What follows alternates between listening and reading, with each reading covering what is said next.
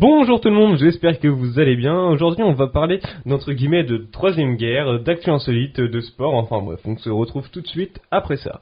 Et salut à toutes et à tous et bienvenue à un pays de merde, la mort d'Enora Malagré. Et cette question, la deuxième guerre froide a-t-elle commencé? Eh bien c'est ce qu'on va voir dans l'info de Yep qui commence maintenant.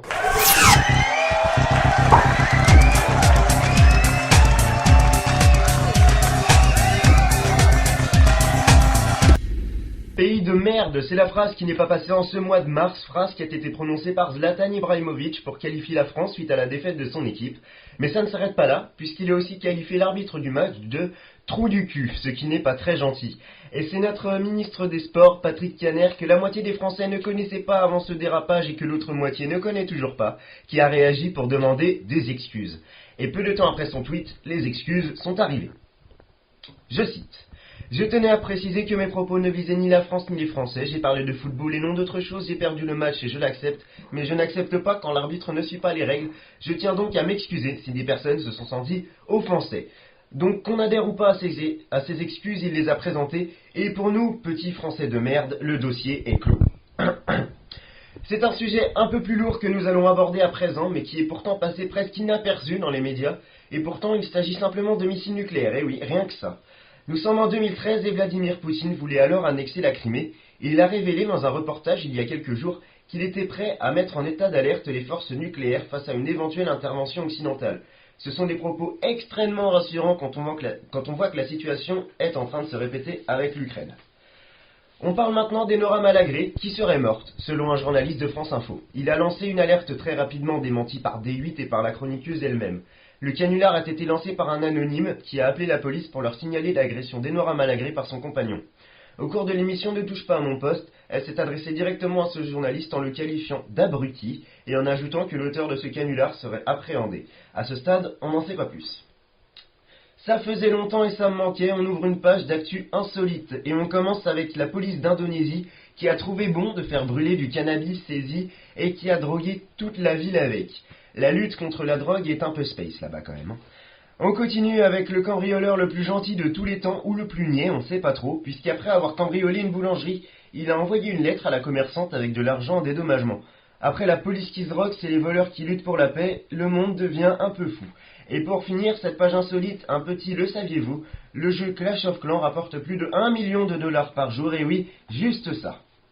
Et on finit cette émission en adressant notre soutien aux familles des victimes du crash de l'Airbus A320 de Germanwings. Rappelons que ce crash a fait 150 victimes. Et voilà, l'info de Yep c'est fini, mais on se retrouve le mois prochain. À toi Kylian.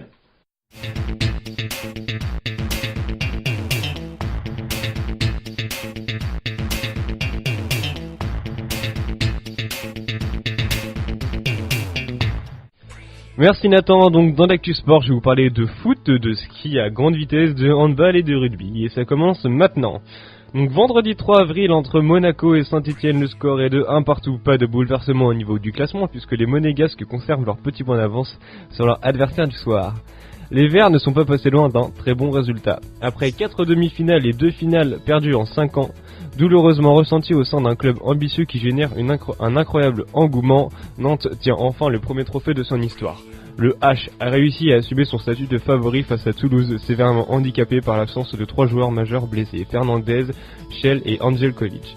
Mais après une première période facilement maîtrisée, 14-8, la peur semble rattraper les Nantais qui ont laissé les Toulousains décomplexés et recoller un but 16-15 à la 42e. Leur expérience a cependant fait la différence en fin de partie. Privé de Parra et Lopez blessés lors du tournoi des 6 Nations, l'ASM Clermont-Auvergne confiera les clés du jeu à la paire Rado-James. Peu expérimentée en Coupe d'Europe, cette association a toutefois fait des preuves en top 14 de cette saison, à confirmer face au redoutable champion d'Angleterre.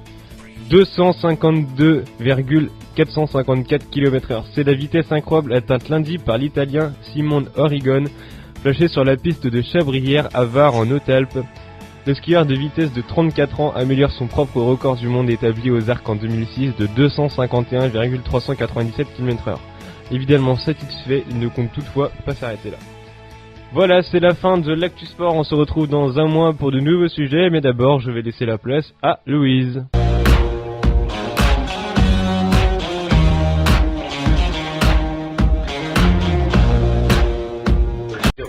Bonjour, et aujourd'hui je vais vous parler de la fête foraine qui se déroule à Nantes, à Cours-Saint-Pierre, comme d'habitude à côté de la cathédrale. Alors faut savoir que cette foire se termine le 19 avril, donc il reste seulement 2 semaines pour en profiter. Je vous en parle car il y a, comme on le sait, le mercredi après-midi des réductions.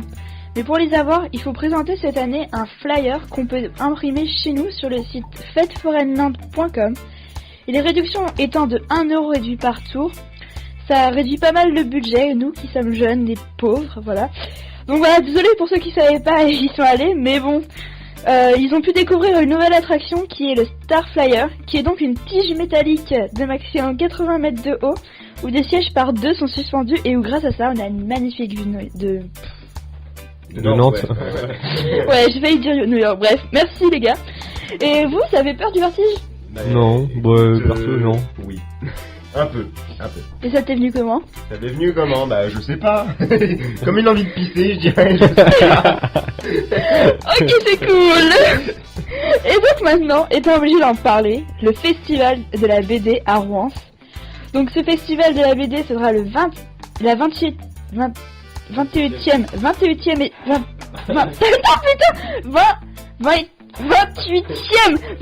édition. 28e édition. Champagne. Et se passera le 25 et 26 avril de 10h à 19h. Avec un prix d'entrée de 3 € et gratuit pour les moins de 12 ans. Et donc ça se déroulera dans la salle de sport comme d'habitude. Vous pensez y aller vous? Bah écoute, je sais pas, pourquoi pas. C'est pendant les vacances, Non, voilà. c'est bon, c'est... Vous avez du Non. temps libre, vous avez que ça à faire de toute façon.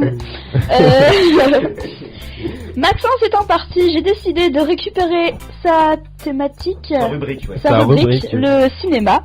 Donc voilà, je vais vous annoncer les prochains films de sortie.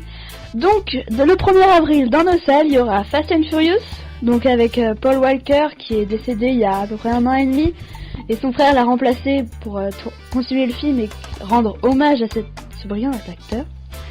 Et dans le 1er avril, il y aura aussi Shaun le Mouton.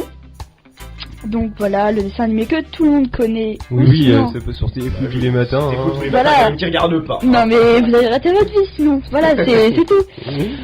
Le 8 avril, il y aura Pourquoi je n'ai pas mangé mon père, donc inspiré du livre, Pourquoi j'ai mangé mon père. Donc c'est un film de Jamel Debbouze, donc voilà, humoristique, c'est un dessin animé, c'est parfait.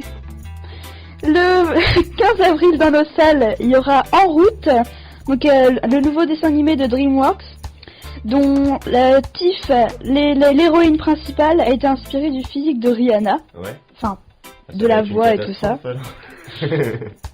Non, mais non, je sais pas. Moi, ça me tente pas trop d'aller voir, mais bon. Moi non plus. Voilà, il a l'air... Original. voilà. Et bien sûr, le film que nous attendons tous, Avengers, l'ère d'Ultron, qui sera dans nos salles le 22 avril.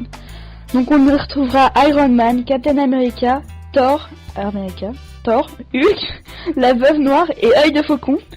Donc voilà, ils vont être confrontés à une intelligence artificielle, mais je vous en dis pas plus. Donc rendez-vous dans les salles pour voir ça avec nous. Voilà. Bisous. Merci Louise. Donc c'est déjà la fin de cette émission. On se retrouve le mois prochain pour une nouvelle émission. Hein. Qui dit émission dit émission. Hein. Merci Kylian. Voilà. Bon allez. Ciao. Bisous. Bisous.